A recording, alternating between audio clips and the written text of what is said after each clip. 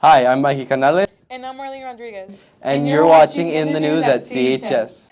Thinking about those nursery rhyming days when it was all just fun and games. Never had a care in the world. When did it all begin to change? Go back to the merry-go-round, laughing and acting like clowns. Stay in this moment till we see the sun go down. I treasure your heart of gold. I'll be your shadow when you feel alone. 'Cause nothing changes when I'm on the road. To find you happy, gotta lose control. If the time between us gets a little uneven, don't you worry, 'cause you will find me here. Never broke a promise, never been dishonest. Don't you worry, 'cause you will find me here. Oh, you can find me, find me, find me. You can find me, find me, find me. You can find me, find me, find me. You can find. Lots of things are in store for us this week. That's right. Once again, homecoming is here, which means the dress-up days are this week. Not only that, but we also have the homecoming nominee games during lunch and so much more. To tell us more about all the events surrounding homecoming and the many activities, this week Idalia Cruz went out to interview ASB advisor Mrs. Bonilla. Hi, I'm Idalia Cruz here with In the News at CHS asking Mrs. Bonilla information about homecoming. So Mrs. Bonilla, when is homecoming? Homecoming is October the 14th. And what can you tell us about the activities the nominees will be doing? So every day at lunch, the nominees will be playing a game. They get 10 points a day for participating in that game. They also get 10 points a day for dressing up. Okay, so if they dress, they get 10 points. Participating in the game, 10 points. They get points for helping us float build. And then they get points also through the voting that will happen on Tuesday during fifth period. Okay, and what are the dress-up days? Monday is Millionaire Monday, so we're hoping you dress your best and look amazing. Tuesday is Team USA Tuesday. It's Workout Wednesday, Fashion Disaster Thursday, and then Orange and Black on Friday. Okay, thank you, Mrs. Bonilla. Now back to you guys at the studio. Thanks, Idalia. So don't forget to have fun this week and get involved. Homecoming is fun and we should make it fun. Also, the ballots have been cast and the nominees are simply awaiting the final results. As a reminder, let's check out who the nominees are. Honestly, you're being so rude right now. I can't. You're welcome. I hit dingers on and off the field. They don't call me Rufus for nothing. All you gotta do is let me know when you're lonely. Guarantee you won't ever be alone. 559-349-4611. Hit me up. Hey, yo, free Kodak Black. Ain't none coming to sleep with a dream. If you ain't working, then what you doing? I'm popping because I'm hot. Let's party. I'm the sweetest girl at school. Gnarly, dude.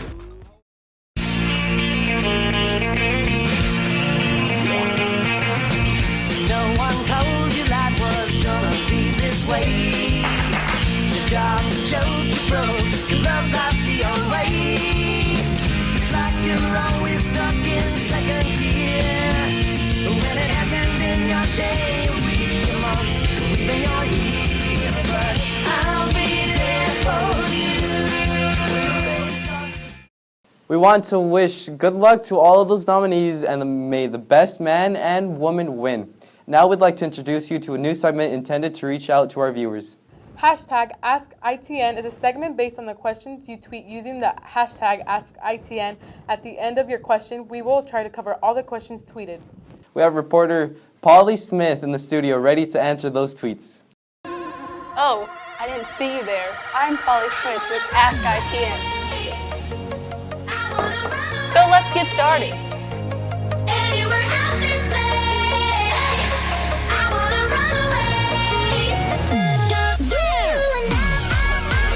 Carol asks, so Mikey, what are your thoughts about the musical Curtains this year? Well, I'm not Mikey, but I am excited. Curtains is a wonderful musical, and I'm sure that the drama will put on a wonderful performance, as they always do, especially if Carol is in it. Now let's see. Okay, Lexia asks, what's your favorite vegetable? Well, Lexia, I'm not really a fan of vegetables, but I like candy corn. Does that count? And now let's see. Carmen Bernstein asks, how many bloopers have you accumulated so far this year? Well, honestly, we are able to get the shots done pretty quickly, within 1 or 2 takes every time.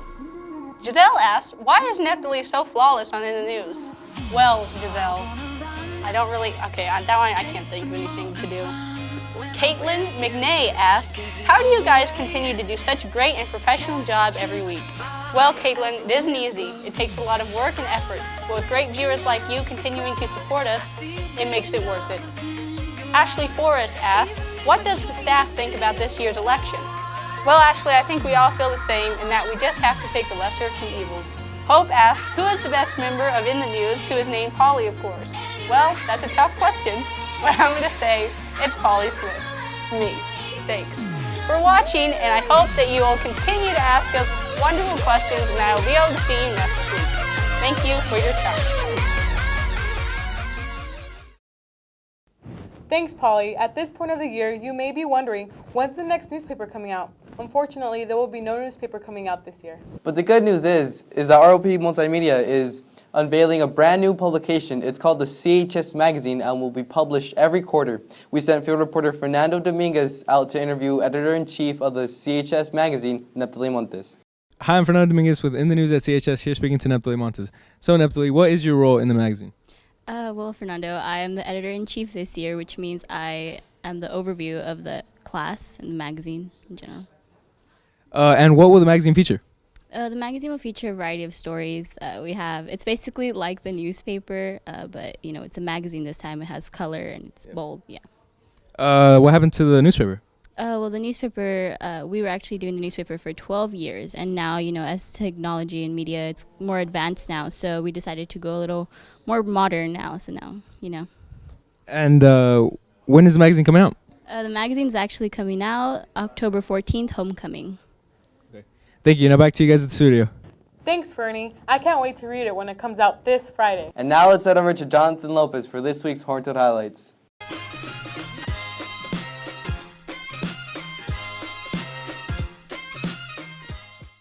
So, J-Lo, catch us up with the latest sports information. Tell us about the exciting Friday night. Well, Marlene, we had quite a week. Friday was the climax where the Toads hosted the Avenal Buccaneers.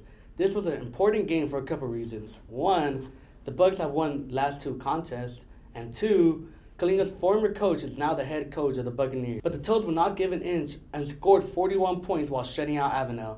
This is their first win in league play and will host Dos Palos this Friday for another important league matchup. And wasn't there a pretty big crowd at the game? For sure. The student body has really answered the bell this year by coming out and cheering on the Toads. The Toads do Toad Nation was in full force, and it was nice to see the support. Field reporter Callie Walker was on location to get a few interviews following the game. I'm Callie Walker with In the News at CHS, and I'm here talking to Mikey, Serta, and Eric Saldonia. So, how do you guys feel right now? Oh, we feel great getting the dub against Avenel. Feels real good. Do you think that you guys could have improved? Less penalties, played smarter, but hey, overall we got the win, so that's all that matters. Okay, and how do you think the next game's gonna go? Next game's gonna go really well if we have a hard week of practice. Okay, thank you. And now I'm here talking to Coach Redding. So, did you expect this win? Absolutely. We watched lots of game film on them, and we knew coming in exactly what we can do, and we got it done. But is there still any room for improvements? There's always room for improvement. The boys played outstanding tonight, offense and defense. Minor mistakes, penalties probably is what we can work on. Other than that, they played lights out tonight. I have no complaints. Okay, thank you. Back to you guys at the studio. Thanks, Callie. The homecoming game begins this Friday night at 7:30. Come out and help cheer on the Toads. It should be a great game. Thanks, J-Lo. We'll definitely be there. What can you tell us about ladies tennis this week?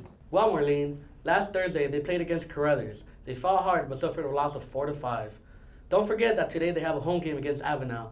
It is also their senior night, so they would love to see a large crowd come out and cheer them on. We wish them the best. Anything happening with volleyball this week? Well, Mikey, volleyball went to a tournament on Saturday in Hoover, and unfortunately came away with a loss to both Mariposa and Golden West. Still, they fought hard and are currently 3-1 in league. They faced off against Fireball today in the boys' gym. So we have a lot of activity going on. Get out there and support our ladies in tennis and volleyball. Both are at home today. Anything else going on this week, J-Lo? Yes, we can't forget about the cross country team. The runners traveled to Sierra Pacific the night we beat Avenal. Ivan Ayala placed first in his race, which allowed the team to beat Avenal for the first time in the last decade. Not only that, but many runners earned medals and even the Froshoff sophomore teams won a trophy. Their next season match will be in Woodward Park in Fresno, which will be a huge race.